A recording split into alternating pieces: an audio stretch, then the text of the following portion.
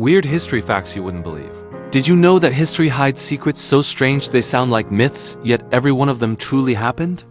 For centuries, humans have left behind trails of odd decisions, peculiar customs, and impossible coincidences that make our past feel like a long dream.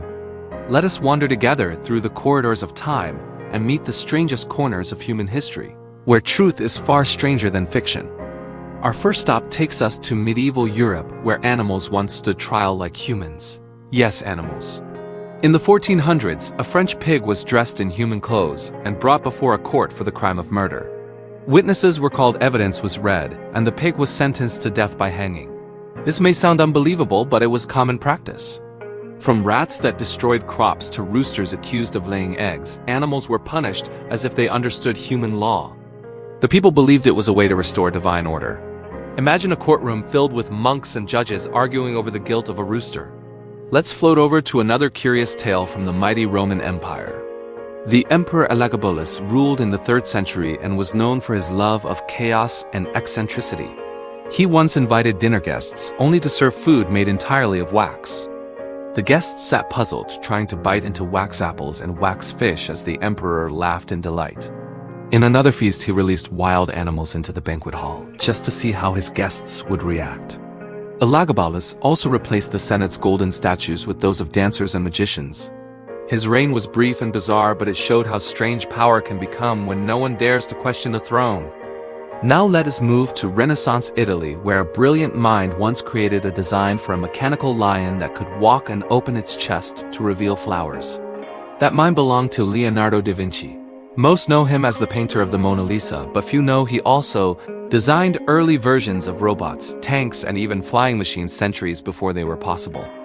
When the King of France asked for a royal surprise, Leonardo built this mechanical lion as a gesture of friendship. Witnesses said it walked a few steps on its own before opening its chest in a mechanical bow. Imagine the silence in that grand hall as nobles watched a lion made of gears perform like magic. Our journey now glides eastward to Japan in the Edo period. There existed a samurai named Tori Suneman whose bravery became legend in the strangest way. During a siege, he volunteered to sneak out and call for reinforcements. He was caught, tortured, and then ordered to shout to his comrades to surrender. Instead, he shouted for them to fight on. His captors executed him instantly, but his pose at death became a symbol of loyalty. The defenders carved his likeness into flags and armor. The man who died shouting courage became the eternal voice of bravery. Let us float once more into the heart of ancient China, where Emperor Qin Shi Huang sought the secret of immortality. He believed he could live forever by consuming mercury, a deadly poison. The irony is haunting. The man who unified China and built the Great Wall poisoned himself slowly with what he thought was the elixir of life. Yet his obsession gave us one of the greatest wonders of the world, the terracotta army. Thousands of clay soldiers, each with a unique face, stand guard over his tomb even today. They were meant to protect him in the afterlife, a realm he was desperate to avoid, yet hurried toward with every sip of mercury. Now step into the frozen lands of Scandinavia, where Viking warriors once believed that the afterlife could be earned by dying with a weapon in hand. What's stranger is that some warriors would fake battle wounds just to look worthy of Valhalla. Archaeologists found graves where blades were deliberately placed in the hands of the dead long after death. It was their passport to the halls of the gods. Even in death, appearance mattered as much as courage. Our next tale comes from Victorian England, where the obsession with mourning reached the level of art. Families hired photographers to take pictures of their deceased loved ones dressed and posed as if alive. It was called memorial photography, and it was meant to capture one last image of peace. Sometimes the deceased were posed with open eyes painted afterward on the photograph. For many, this was their only portrait. It sounds eerie now, but in a time before casual cameras, it was a precious memory carved from grief. Let's drift toward the deserts of Egypt, where archaeologists once found a mysterious ancient prosthetic toe. Made of wood and leather, it belonged to a woman buried more than 3,000 years ago. What amazed scientists was how perfectly shaped it was for walking. Tests showed that she could move naturally with it. It proved that ancient Egyptians were not only skilled in mummification, but also in early medical engineering. Before the word prosthetic ever existed, someone had already crafted one with care and precision.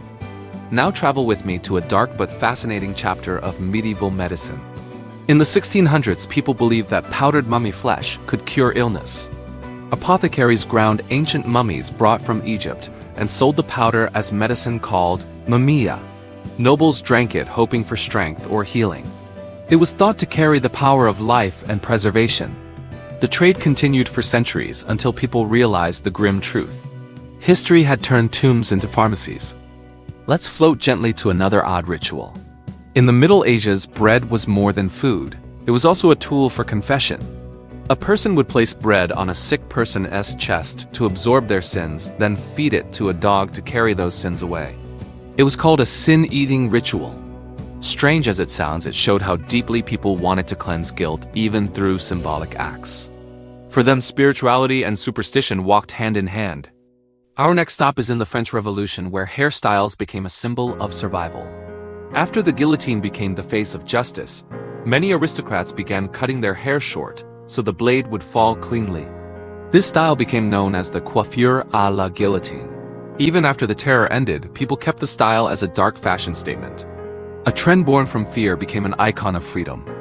As we drift toward the end of part 1, let's pause at one last moment in history's strange gallery. In 18th century England, a farmer named Thomas Wedgwood discovered a way to capture shadows on paper using chemicals. He had accidentally created the first step toward photography decades before cameras existed, but his images faded quickly in light. He died never knowing that his failed experiments would one day give birth to the art of capturing time itself. History is not only a record of kings and wars. It is a mosaic of oddities of human dreams and fears turned into action. These strange stories remind us that the past was never dull.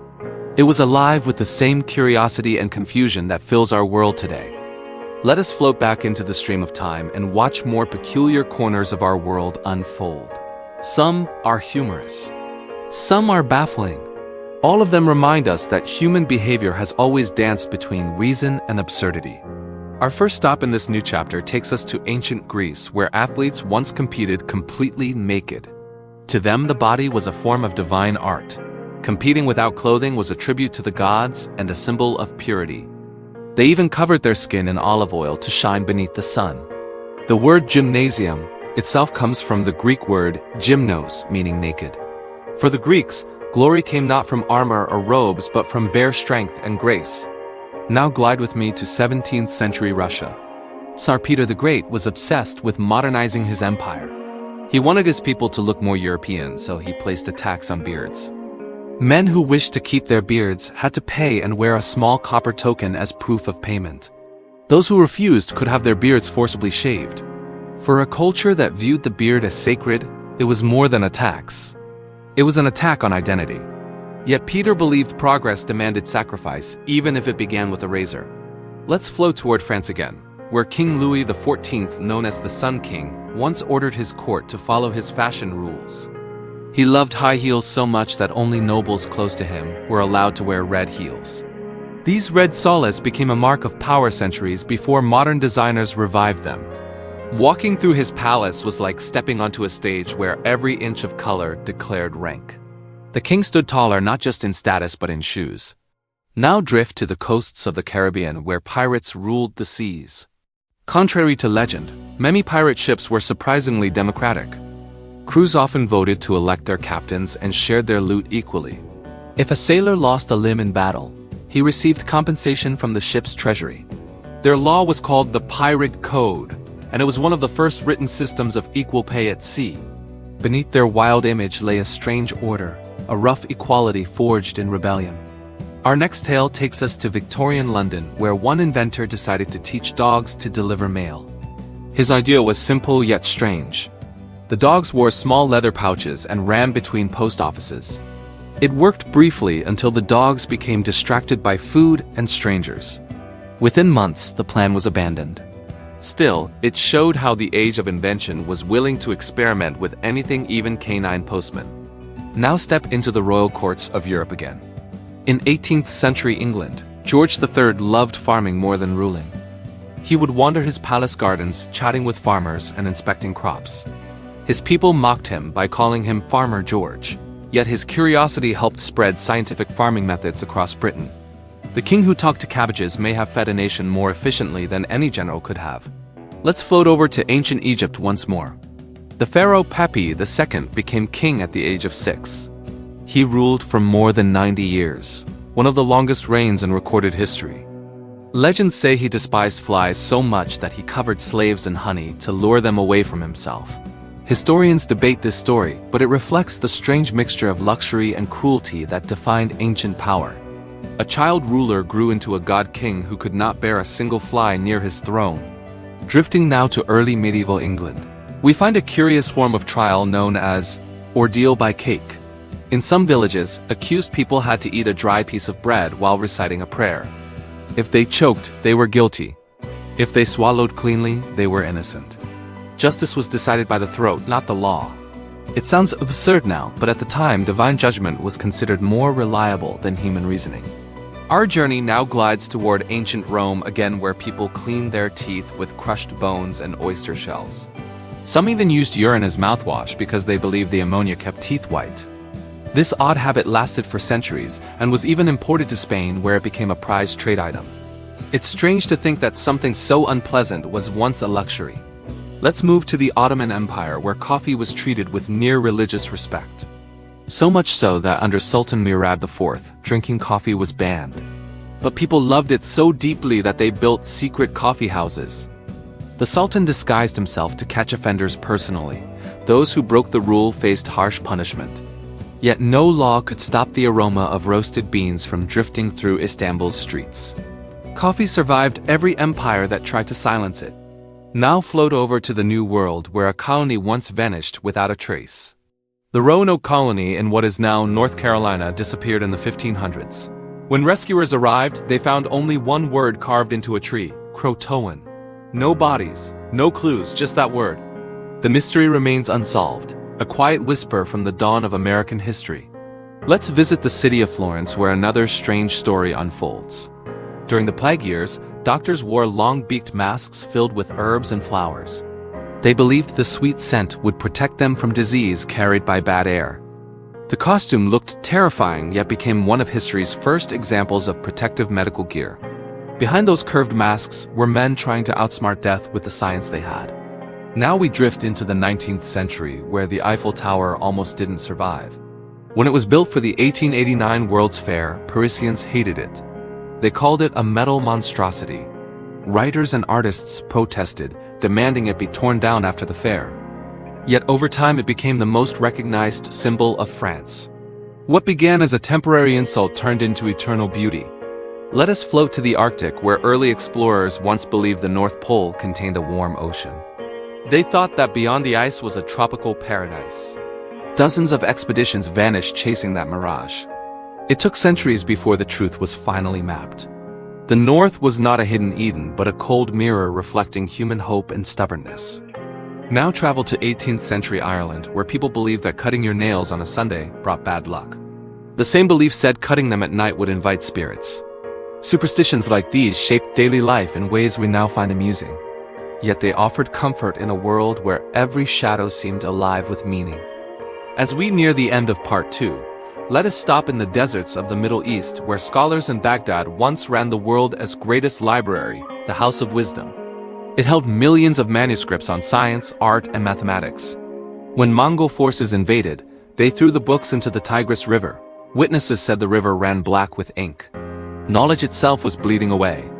Yet from that tragedy grew the idea of preserving learning for future generations. The ruins of that library became the roots of modern scholarship. History, in all its oddity, keeps teaching us that truth wears many masks. Some are comic, some are tragic, but all are human. Let's float forward to part 3, where we meet even more unbelievable truths, the final gallery of history's strangest moments. Let's drift into the final stretch of our strange journey through time, where history reveals its most unbelievable yet true tales. Each one is a quiet reminder that the past was not only shaped by power and conquest, but also by curiosity, whim, and pure chance. Our first stop takes us to ancient Rome again, where Emperor Nero once built a palace so grand that it shocked his people. It was called the Golden House, and it covered more than 200 acres. The walls were plated with gold, and the ceilings could sprinkle perfume and flower petals on guests during feasts. In one room, the ceiling rotated slowly to mimic the movement of the stars. It was one of the earliest attempts at mechanical engineering for luxury. Yet the same man who built this wonder would later blame Christians for a fire that consumed the city. His golden dreams left behind only ash and infamy. Now let us float east to India, where in the 16th century a Mughal emperor named Akbar created a religion of his own. He called it the Divine Faith. It combined elements of Islam, Hinduism, Christianity, and Buddhism. Akbar believed all religions carried truth and sought to unite his empire through spiritual harmony. He even held nightly debates with scholars of every belief. Though his new faith vanished after his death, it showed a rare moment in history when power tried to unify rather than divide. Glide now to the coasts of Denmark, where Vikings once believed the sky was held up by the branches of a cosmic tree called Yggdrasil. They thought earthquakes were caused by the struggles of a giant serpent that lived beneath the roots. Yet even in this mythology lay a deep respect for nature. To the Vikings, the world was alive, every stone and wave breathing with spirit. Their myths were not fantasy to them, but a living explanation of the universe's rhythm. Now let's step into 19th century America, where doctors once prescribed chocolate as medicine. In the early 1800s, pharmacists sold it as a remedy for exhaustion and even broken hearts. Chocolate bars were wrapped like prescriptions and sold in apothecaries. What was once a bitter luxury of ancient empires became a sweet cure for everyday sadness. It is a small proof that comfort has always been part of healing. Let us float toward the streets of ancient Athens, where democracy was born but practiced in odd ways. Citizens who refused to vote could be punished by having red paint thrown on their clothes to mark their shame. Voting was not only a right but a duty. It was participation through pressure. Those red stains were reminders that freedom required involvement. Now drift with me to the land of Egypt again. Among the pharaohs, there existed a ceremony called the Sed Festival. When a ruler had reigned for 30 years, he had to prove his strength publicly by running around a sacred court. It was meant to show the gods that he was still fit to rule. Even old kings were forced to run or lose divine favor. The most powerful men in the world had to prove their worth with a simple jog beneath the blazing sun. Our next story takes us to medieval Europe, where people believed that carrying a dried toad around your neck could protect you from the plague. Others wore necklaces made of crushed gemstones for the same reason. Fear drove creativity. When medicine failed, people turned to magic. These charms did not save lives, but they brought hope in dark times, and sometimes hope is all a person needs to keep moving. Let us glide over to China during the Song dynasty, where one of the first paper banknotes appeared. Merchants found it safer to carry lightweight notes instead of coins. The government backed them with the promise of gold and silver. It was a revolutionary idea that changed trade forever. From that fragile piece of paper grew the global economy we know today. Money became trust written in ink. Now we float into the time of Napoleon Bonaparte. During one of his campaigns, his army was attacked by rabbits. Hundreds of them. Napoleon had ordered a grand hunt for entertainment, but his staff mistakenly gathered tame rabbits from farms instead of wild ones. When released, they charged toward the soldiers expecting food. The emperor fled laughing as the tide of rabbits surrounded his carriage. History remembers his battles, but rarely this soft and silly defeat. Let's move now to medieval Japan, where monks once used live cats as clock indicators. They noticed that a cat's pupils changed shape with the movement of the sun. By studying the size of the pupil, they could roughly estimate the time of day. It was a curious blend of observation and practicality that gave birth to what some call the cat clock. Before mechanical clocks ticked, monks measured hours through the eyes of life itself. Now step into the Renaissance once more. In Florence, a man named Cosimo Medici funded the first public library because he believed knowledge should belong to everyone. Books were chained to shelves, not to restrict readers, but to prevent theft. Those iron links protected ideas that would ignite revolution centuries later. The world owes its modern libraries to that vision of shared wisdom. Let's float over to the 1800s, where British doctors performed surgeries without anesthesia. They used speed as skill. The fastest surgeon of the era was Robert Liston. He once amputated a leg in under 30 seconds. His movements were so fast that during one operation, he accidentally cut off 2 fingers of his assistant and slashed the coat of a spectator who died of shock. It became the only surgery in history with a 300% mortality rate. From those bloody lessons emerged the drive for safer medicine and the birth of modern surgery. Now drift toward the 20th century, where during World War II a British officer named Jasper Maskelyne used stage magic to save lives. He belonged to a secret unit that created fake tanks and illusions to confuse enemy aircraft.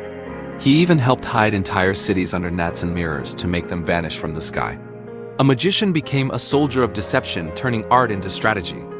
His tricks changed the course of battle without a single bullet. Let's pause at a quieter but stranger moment. In 18th century France, a man named Tarare had an insatiable hunger. He could eat anything: stones, glass, even animals alive. Doctors studied him in disbelief. Despite endless eating, he remained thin. His strange condition made him both a medical mystery and a tragic figure. His story shows how even the human body can hold secrets that defy reason. Now we float to South America, where the ancient Inca built bridges of woven grass that spanned vast valleys. These bridges were rebuilt every year by hundreds of villagers working together. The tradition continues even today in Peru. The sound of weaving echoes through time, linking past and present in a living ritual of connection. Our final stop rests in the quiet halls of history's memory. In 1976, a man in California bought a second-hand camera at a flea market. Inside he found film that contained photographs of the Apollo 11 mission, genuine images of humanity's first steps on the moon. Lost. Decades earlier, they had traveled through forgotten hands only to return like ghosts of achievement. It was a small reminder that history never truly disappears. It only hides waiting for someone curious enough to uncover it. So when we think of history, we often picture kings and battles. Yet behind every monument lies a thread of wonder. A courtroom for animals. A pharaoh who drank poison for immortality. A magician who fooled armies. These are not stories of fantasy. They are the quiet truths of our species, strange, beautiful, and endlessly human. History never repeats exactly, but it rhymes with curiosity. The past is a mirror that reflects not perfection, but imagination. And as we float away from these tales, let one truth remain. The world has always been weird, and that is exactly what makes it worth remembering.